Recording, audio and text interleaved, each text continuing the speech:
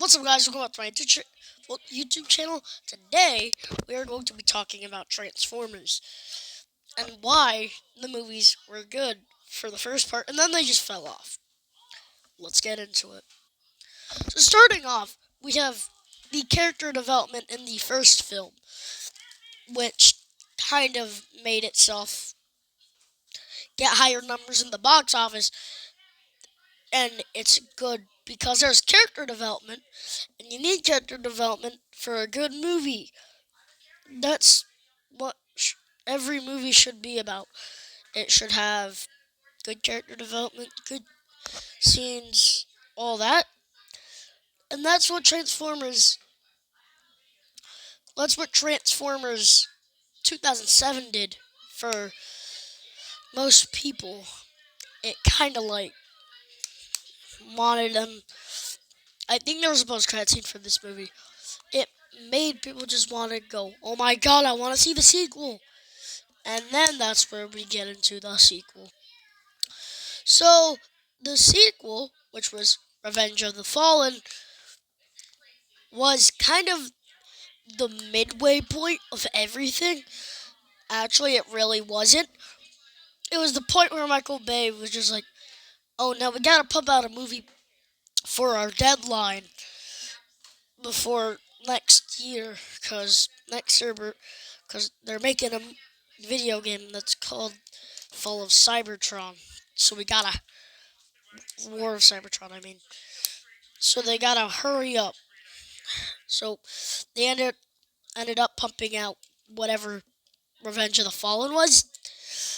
They pumped that out, and then they expected it to be a massive hit in the Transformers community, but it didn't have as much character development, much action scenes. But Optimus Prime did die, and the trailer was good, at least. Now we're talking about Revenge of the Fallen. I mean, not Revenge of the Fallen, Dark of the Moon. Dark of the Moon is what most people beg for. It's one of their favorites. And I could agree with you more than I should, cause really, it's a good movie, but there are still some flaws about it that you just can't fix, and it kind of leads into the falling off point. But really, when you talk about it, you're not getting much love, much creation about the movie. Like, it did release in 2011, which was when they were starting to learn the ropes of making movies. And there's still some stuff that you like the Chicago battle, the brutalness. It's really dark. So let's get into the falling off. Uh, Now we get into the falling off point, which is Transformers: Age of Extinction and The Last Night. So this movie released 3 years after the original trilogy ended. And I was born. I was like 2 years old. But this movie is phenomenal. It got $1 billion in the box office, which proves to Hasbro they want to keep making movies about a transforming car.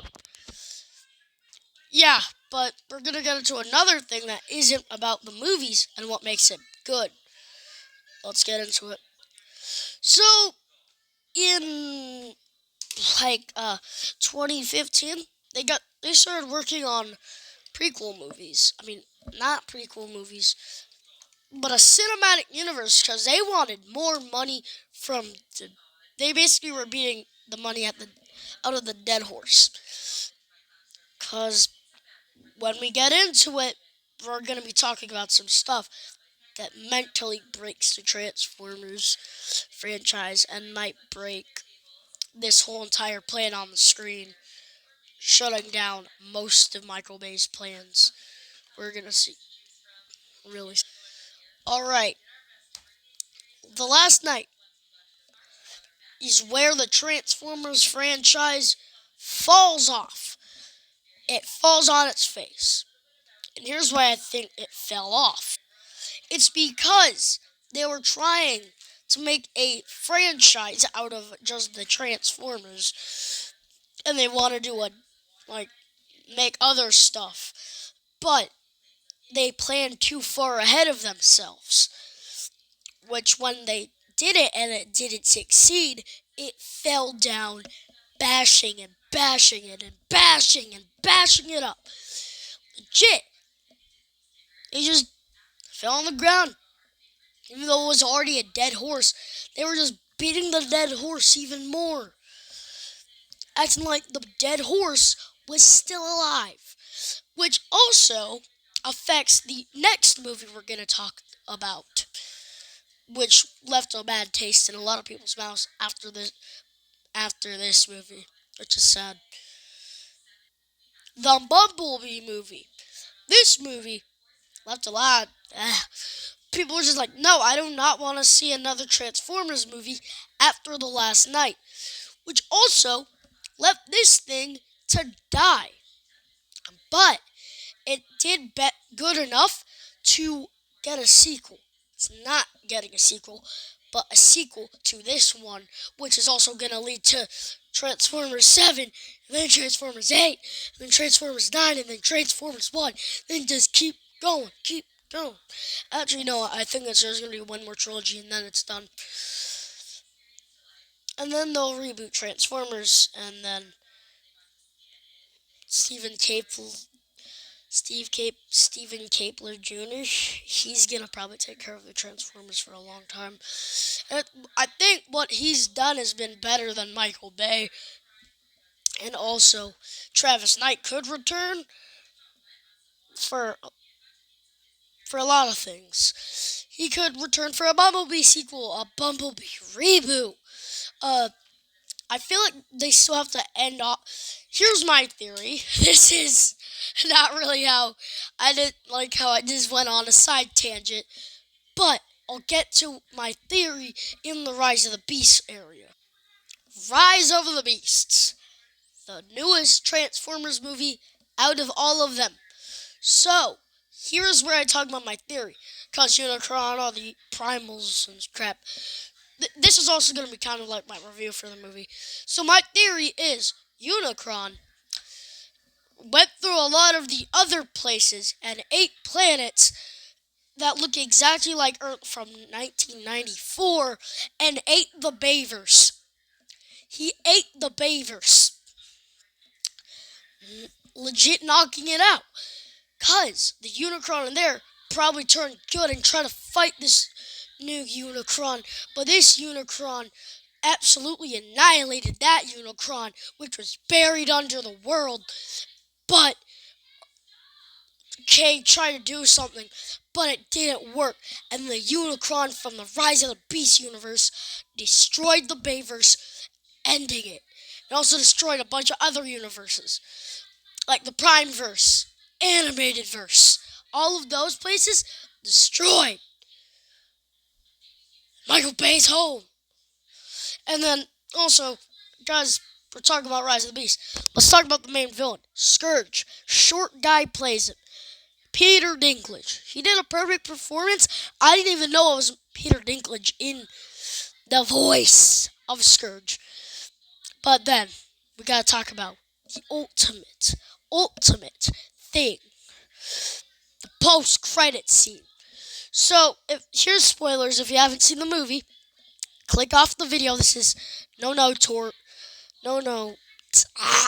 territory. Post-credit scene. Here's what I think is gonna happen. They're trying to do Hasbro Cinematic Universe, and G.I. Joe is gonna be one of the movies in it. And then it's gonna be really horrible, and then it's gonna bring down Transformers with them. And then we're never gonna get Transformers 8. And also, from that thing you saw, I think we're getting the next Transformers movie in 2025. And then it's going to be another 2-year jump. And then it's going to be 2027. And then we'll get Transformers 9. Yay! Now let's talk about the Maximals. The Maximals. They were great. I hate how they gave a voice actor to Rhinox and didn't even do anything with him. Battletrap, he got absolutely annihilated by Big Gorilla Man, who transforms into Optimus Prime, known as the guy from Fortnite. Peter Cullen, he was a good guy. I loved his acting in this movie. And then we gotta talk about Pete Davidson's Mirage. I loved his Mirage. It was actually one of the best performances in the movie. And I've been hearing this one channel saying that Noah Diaz's brother, Chris Diaz, is annoying. I don't think that. That was a good speech. I loved his brother. I love how they call each other Sonic and Tails. Because, I made Sonic videos. I loved it.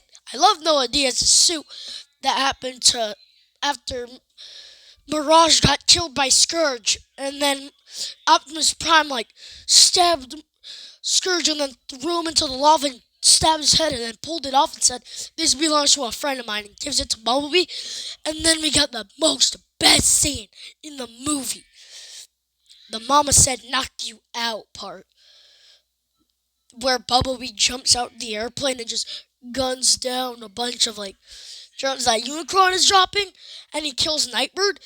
Sick. I love it so much. And that's going to be it for today's video. I'll see you guys next time.